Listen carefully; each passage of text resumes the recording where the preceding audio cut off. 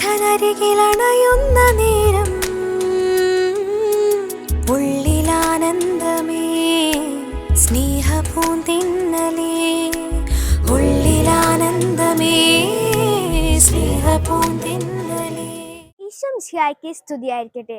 ദിവ്യകാരുണ്യ സ്വീകരണത്തെ പറ്റി വിശുദ്ധ പീറ്റർ ജോൺ എയ്മണ്ട് ഇങ്ങനെ പറഞ്ഞിരിക്കുന്നു: സ്നേഹത്തിന്റെ ഉന്നതമായ കൃപാവരവും അതിന്റെ പരിപൂർണതയുമാണ് ദിവ്യകാരുണ്യം.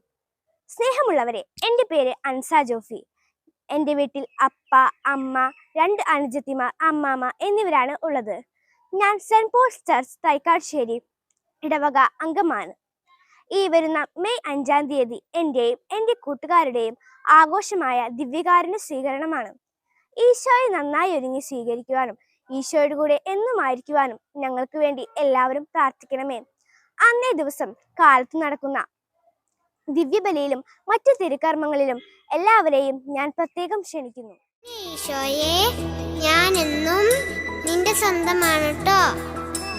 എന്നെ വിട്ട് നീ എങ്ങും പോകല്ലേ.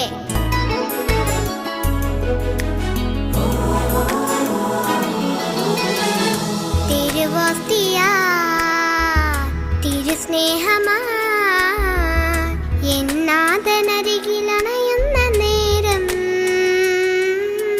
ഉള്ളിലാനന്ദമേ സ്നേഹപൂന്തിന്നലേ, ഉള്ളിലാനന്ദമേ സ്നേഹപൂന്തിന്നലേ. കൂടെ വന്നു നീ സൗഖ്യമേകണേ.